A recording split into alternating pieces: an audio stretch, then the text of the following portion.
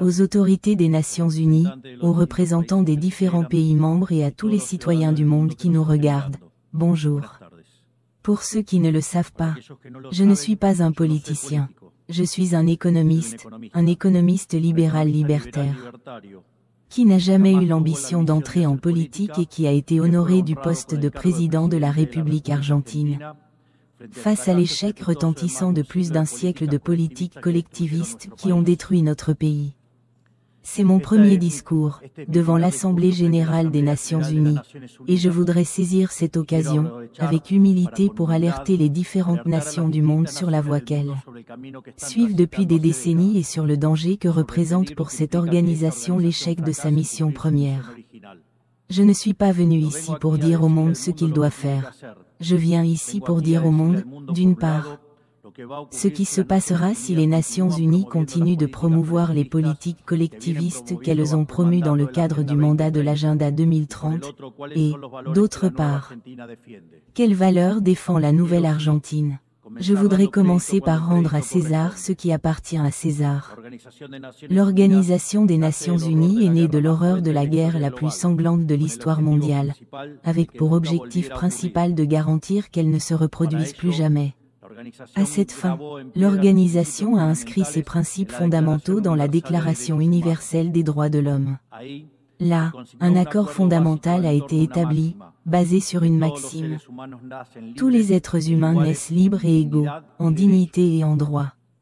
Sous la tutelle de cette organisation et l'adoption de ces idées, l'humanité a connu la plus longue période de paix mondiale de l'histoire au cours des 70 dernières années, qui a également coïncidé avec la période de plus grande croissance économique de l'histoire. Un forum international a été créé où les nations pouvaient résoudre leurs conflits par la coopération, au lieu de recourir instantanément aux armes, et quelque chose d'impensable a été réalisé. Réunir de façon permanente les 5 plus grandes puissances du monde à la même table, chacun disposant du même pouvoir de veto, malgré des intérêts totalement opposés. Tout cela n'a pas fait disparaître le fléau de la guerre, mais a permis, pour l'instant, qu'aucun conflit ne prenne des proportions mondiales. Le résultat fut que nous sommes passés de 2 guerres mondiales, en moins de 40 ans, qui, au total, ont coûté la vie à plus de 120 millions de personnes. À 70 années consécutives de paix et de stabilité mondiale relative, sous le couvert d'un ordre qui a permis au monde entier de s'intégrer commercialement, de rivaliser et de prospérer. Car là où entre le commerce, les balles n'entrent pas, disait Bastia, car le commerce garantit la paix, la liberté garantit le commerce et l'égalité devant la loi garantit la liberté. Ce qu'avait écrit le prophète Isaïe, et que l'on peut lire dans le parc d'en face, s'est finalement accompli. Dieu jugera les nations et arbitrera pour les nombreux peuples. Ils transformeront leurs épées en socs de charrue et leurs lances en cisailles. Une nation ne s'opposera plus, ils ne connaîtront plus jamais la guerre. C'est ce qui s'est produit, en grande partie, sous la tutelle des Nations Unies, au cours de ces premières décennies, et donc, de ce point de vue, nous parlons d'un succès remarquable dans l'histoire des nations qui ne peut être ignoré. Or, à un moment donné, comme c'est souvent le cas avec la plupart des structures bureaucratiques que nous, les humains, créons, cette organisation a cessé de respecter les principes énoncés dans sa déclaration fondatrice et a commencé à muter. Une organisation qui avait été conçue, essentiellement comme un bouclier pour protéger le royaume de l'homme s'est transformée en un léviathan aux multiples tentacules, qui entend décider non seulement ce que chaque État-nation doit faire, mais aussi comme tous les citoyens du monde doivent vivre. C'est ainsi que nous sommes passés d'une organisation qui recherchait la paix, à une organisation qui impose un programme idéologique à ses membres, sur une myriade de questions qui affectent la vie de l'homme en société. Le modèle de réussite des Nations Unies, qui remonte aux idées du président Wilson, qui parlait d'une « société de paix sans victoire » et qui était fondée sur la coopération des États-nations, a été abandonné, a été remplacé par un modèle de gouvernement supranational de bureaucrates internationaux, qui cherche à imposer un certain mode de vie aux citoyens du monde. Ce dont il est question cette semaine, ici à New York, au sommet du futur, n'est rien de moins que l'approfondissement du chemin tragique emprunté par cette institution. Il s'agit donc de l'approfondissement d'un modèle qui, selon les mots mêmes du secrétaire général de l'ONU, exige de définir un nouveau contrat social à l'échelle mondiale, en redoublant les engagements de l'agenda 2030. Je veux être clair sur la position de l'agenda argentin. L'agenda 2030, bien que bien intentionné dans ses objectifs, n'est rien d'autre qu'un programme de gouvernement supranational, de nature socialiste, qui cherche à résoudre les problèmes de la modernité avec des solutions qui sapent la souveraineté des États-nations et violent le droit des peuples à la vie, à la liberté et à la propriété. Il s'agit d'un programme qui cherche à résoudre la pauvreté, les inégalités et la discrimination au moyen d'une législation qui ne fait que les aggraver. Parce que l'histoire du monde montre que la seule façon de garantir la prospérité est de limiter le pouvoir du monarque, de garantir l'égalité devant la loi et de défendre le droit à la vie, à la liberté et à la propriété des individus. C'est précisément l'adoption de cet agenda qui répond à des intérêts privilégiés. L'abandon des principes énoncés dans la Déclaration universelle des droits de l'homme des Nations unies a déformé le rôle de cette institution et l'a mise sur la mauvaise voie.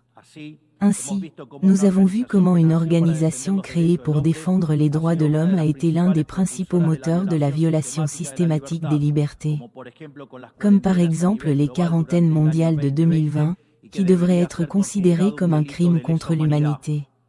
Dans cette même maison qui prétend défendre les droits de l'homme, ils ont permis à des dictatures sanglantes comme celle de Cuba et du Venezuela d'entrer au Conseil des droits de l'homme sans le moindre reproche. Dans cette même maison qui prétend défendre les droits des femmes, on admet au Comité pour l'élimination de la discrimination à l'égard des femmes des pays qui punissent leurs femmes parce qu'elles montrent leur peau. Dans cette même chambre, l'État d'Israël, seul pays du Moyen-Orient à défendre la démocratie libérale, a été systématiquement rejeté, tout en démontrant une incapacité totale à répondre au fléau du terrorisme.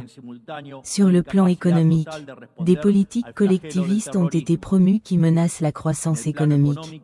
Ils violent les droits de propriété et entravent le processus économique naturel, empêchant les pays les plus défavorisés du monde de profiter librement de leurs propres ressources pour progresser. Des réglementations et des interdictions précisément imposées par les pays qui se sont développés, grâce à ce qu'ils condamnent aujourd'hui. En outre, une relation toxique s'est instaurée entre les politiques de gouvernance mondiale et les organismes de prêt internationaux, obligeant les pays les plus marginalisés à engager des ressources qu'ils n'ont pas dans des programmes dont ils n'ont pas besoin, les transformant ainsi en débiteurs perpétuels pour faire avancer le programme des élites mondiales. La tutelle du Forum économique mondial n'a pas non plus aidé, car des politiques ridicules sont promues avec des œillères malthusiennes, comme les politiques zéro émission, qui nuisent avant tout aux pays pauvres, aux politiques liées aux droits sexuels et reproductifs, alors que le taux de natalité dans les pays occidentaux est en chute libre, annonçant un avenir sombre pour tous. L'organisation n'a pas non plus rempli de manière satisfaisante sa mission de défense de la souveraineté territoriale de ses membres, comme nous, Argentins, le savons de première main, dans ses relations avec les îles Malouines. Et nous en sommes même arrivés à une situation où le Conseil de sécurité, qui est l'organe le plus important de cette maison, est devenu déformé, parce que le veto de ses membres permanents a commencé à être utilisé pour défendre les intérêts particuliers de certains. Voilà où nous en sommes aujourd'hui, avec une organisation impuissante à apporter des solutions à des conflits véritablement mondiaux, comme l'odieuse invasion russe de l'Ukraine, qui a déjà coûté la vie à plus de 300 000 personnes et fait plus d'1 million de blessés. Une organisation qui, au lieu de s'attaquer à ces conflits, investit du temps et des efforts à dicter aux pays pauvres quoi, comment et où ils doivent produire, avec qui ils doivent s'engager, ce qu'ils doivent manger et ce qu'ils doivent croire, comme le pacte pour l'avenir actuel cherche à le dicter.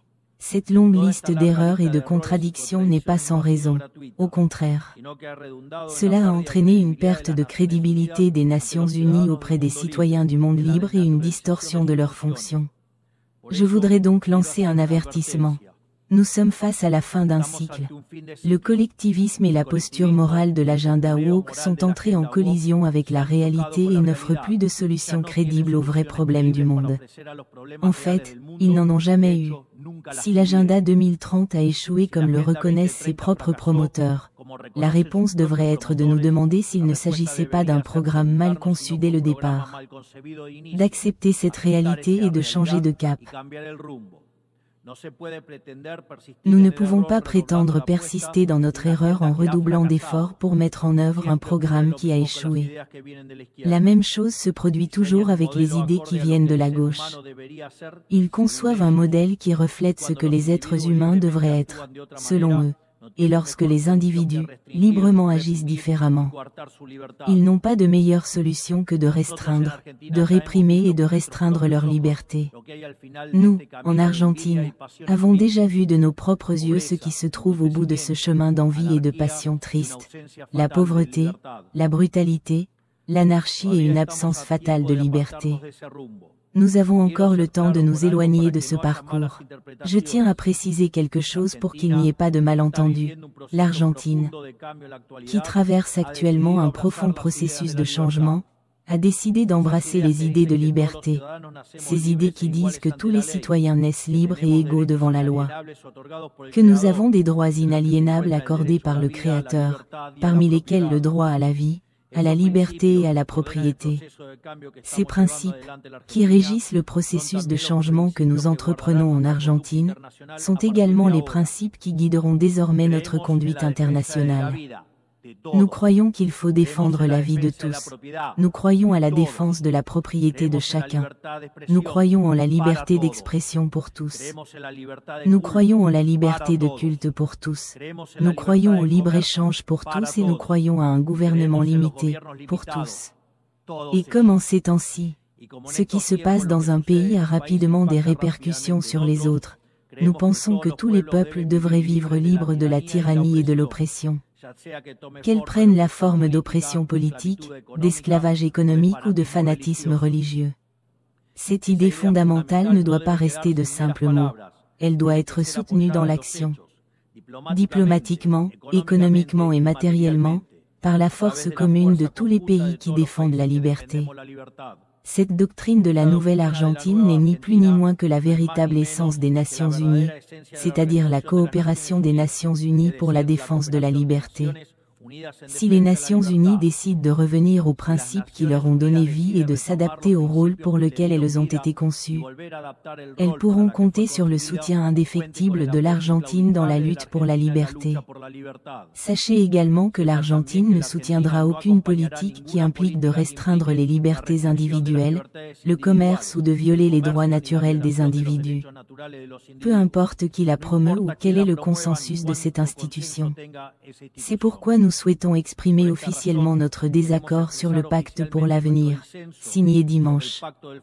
Et nous invitons toutes les nations du monde libre à nous rejoindre, non seulement pour nous dissocier de ce pacte, mais aussi pour créer un nouvel agenda pour cette noble institution. L'agenda de la liberté, à partir d'aujourd'hui. Sachez que la République argentine abandonnera la position de neutralité historique qui nous a caractérisés et sera à l'avant-garde de la lutte pour la défense de la liberté. Car, comme le disait Thomas Paine, ceux qui souhaitent récolter les bienfaits de la liberté doivent, comme les hommes, endurer la fatigue de la défendre. Que Dieu bénisse le peuple argentin et tous les citoyens du monde, et que les forces du ciel soient avec nous. Vive la liberté, bon sang. Merci beaucoup.